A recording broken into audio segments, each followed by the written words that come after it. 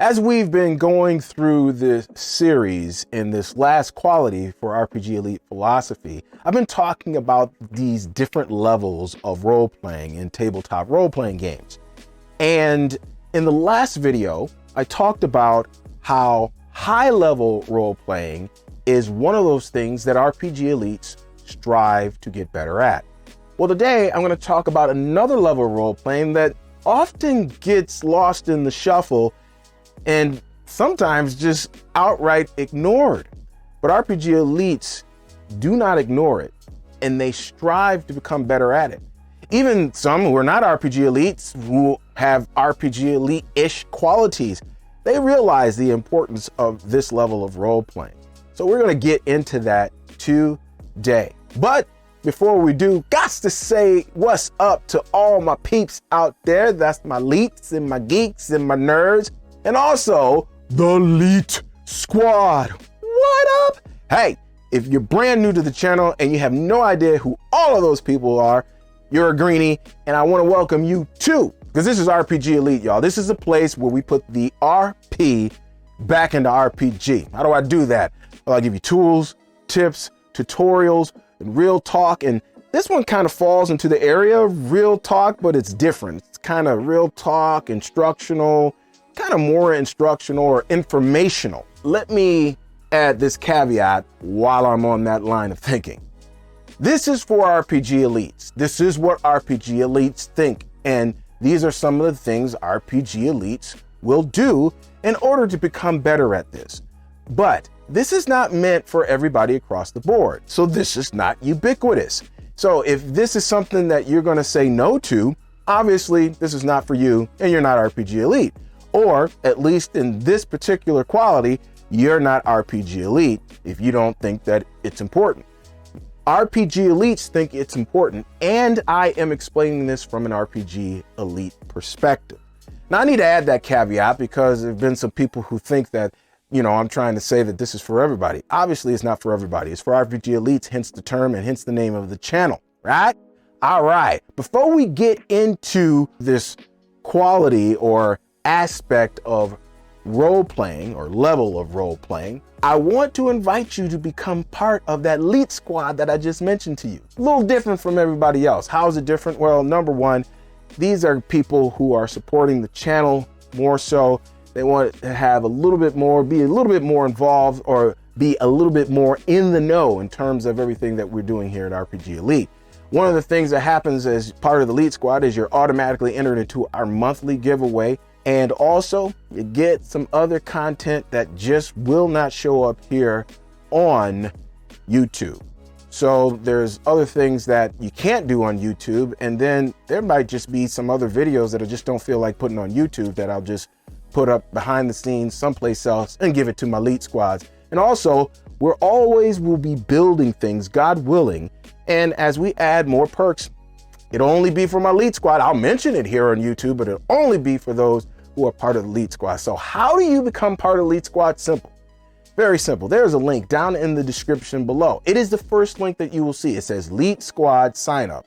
What you need to do is you need to go ahead and need to click that. It's going to take you to a landing page. The landing page is going to ask for your name and your email. You're going to put your name and the email in. You're going to click that button and you are going to become instantly a part of the LEET Squad. I'm going to send you an email after that and then just wait it out. On the last day of every month this year, God willing, in 2023, we're giving away something. I just gave away a free copy of Chronos Builder, the 3D and 2D map making beast.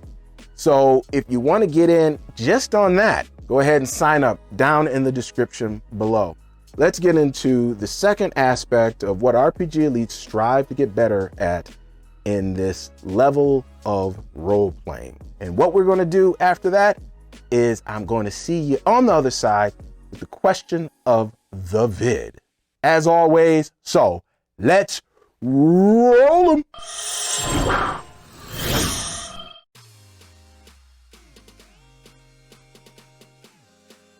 Mid-level role playing. What is it? And why do RPG Elites strive to get better at it?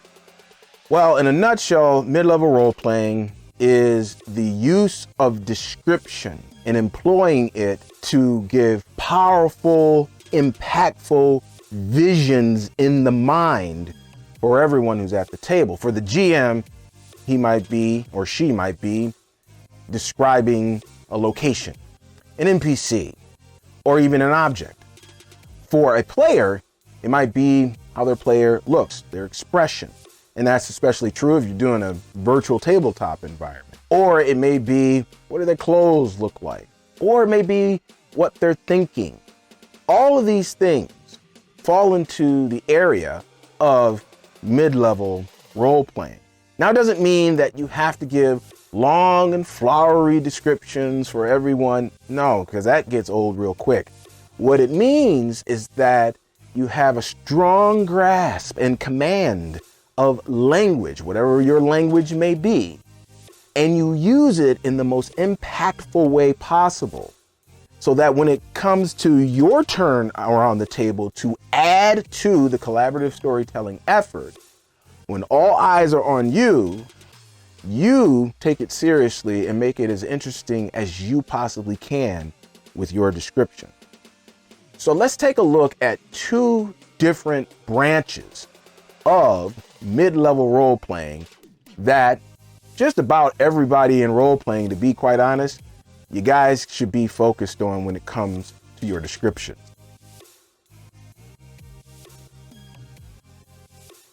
So when it comes to mid-level role-playing, there are really two major aspects of mid-level role-playing: vocabulary depth and narrative delivery. Let's define both of those.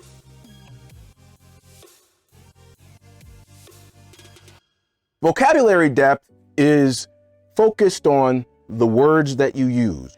Vocabulary depth means that you're using different words to say the same thing, but you're saying it in such a way that it at least piques the interest in the ears of those listening, because maybe you're using words that they've never heard of. And RPG elites will look at that and be like, yo, hold up, let's just pause for 1 second. What word was that and what does it mean? Because I want to use that in my next description where it's applicable. See, using interesting words really has more people focused in on what's being said at the table. Now, some people will think that, oh, well, you know, if you use words that people don't understand, then okay, then get a dictionary. There's over 400,000 words in the English language, and it is robust, and it is very interesting when you make it so. Having a full vocabulary and expanding that vocabulary is going to make your mid-level role-playing pop, at least in the general sense, because your words are interesting.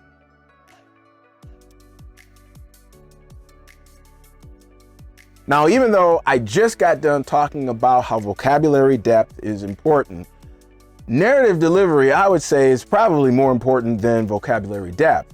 They work hand in hand, but if your narrative delivery is whack, who cares about your vocabulary depth? This is very important. Delivery is extremely important. And actually, there's kind of 4 things that you focus on when it comes to your narrative delivery. I'm going to go through these real quick and give you a real quick definition. So 1, it'll probably be cadence or inflection, right? And so that's kind of like your voice modulation and how you say things with your voice. And the next part would be pitch, the highering and lowering of the frequency of your voice as you're doing these things. Then it'll be the timbre. Now, timbre is something that's God-given. Like the timbre of my voice is kind of more in the low baritone. Some people would even say bass territory. Some people's voices and timbres are, thin and reedy. I mean, it just depends. As you listen to some people talk and tell stories, their timbre sometimes just bothers you. Like there's people I won't listen to. I listen a lot to maybe podcasts or sermons and things like that. I listen to them a lot, but there's some people I can't listen to them in their sermons. The timbre of their voice drives me nuts. And they might be saying something deep, but I'd rather read it because of the timbre of their voice. Now, some people I can tolerate because of the rest of these things that I'm talking about, they do so well. So you just kind of tolerate it and you overlook it, and then you just get used to it. It becomes an acquired taste. And the last of the 4 is pacing.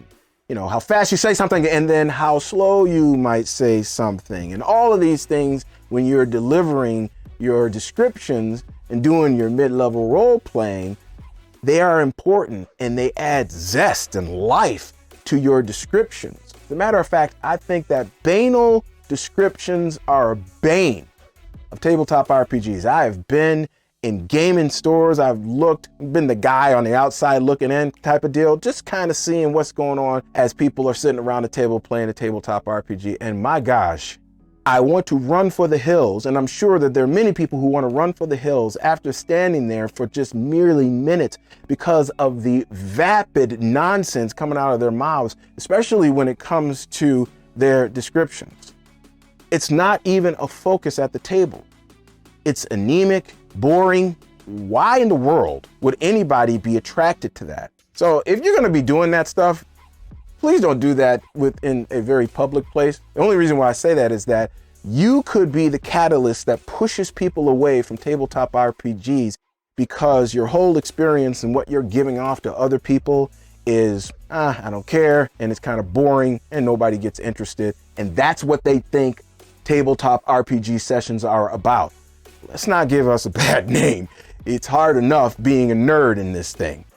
If you're going to do it, especially in public, okay, do it well. Do it well. That means up your game when it comes to your mid-level role play.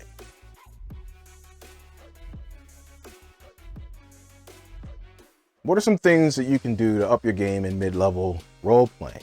Because there's a way to do it. You can strive to get better at this. Now, let me say this on the outset. Just because you've been doing this for a long time doesn't mean that you're a good mid-level role player at all. Longevity does not equal competency. I know a lot of people who have been in this, well, I wouldn't say a lot, I know some people, been in this for a long time. Their mid-level role playing is whack. And I wouldn't want to sit there and listen to them. And they've been in it longer than I have. So there it is. Let's go to that thing that really is the crux of what you should focus on when it comes to mid-level role playing.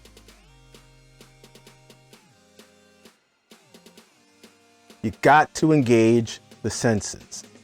So when you're going through your description, you have to bring this to life to those who are listening because this is straight theater of the mind. So engage the senses. What do they see? What do they hear? Is their character touching something? How does it feel? What do they smell? All of these things, even the soul sense, what I call a soul sense or the sixth sense, when you want to try to connect emotionally with the listener, to tell them maybe how your character is feeling, or how it looks, or how the mood that's coming off of an object or a person or something like that. Engage all of the senses and kind of go through this as you're doing this in your mind.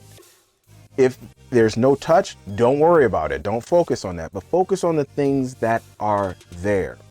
In every description, because again, this is theater of the mind and we engage the world with our senses. And so engage the senses, focus on the senses, and then you're going to be in the area where at least on a basic level, people who are around the table are going to be interested to hear what it is that you're saying.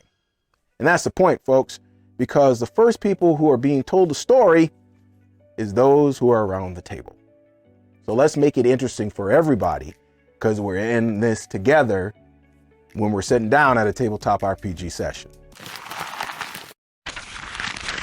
Okay, so I'm trying to be cognizant of your time, and I really wanted to lay a good foundation for mid-level role playing, which I think I've done so far. So we're gonna stop it right here, even though I've already pre-recorded the rest of the stuff.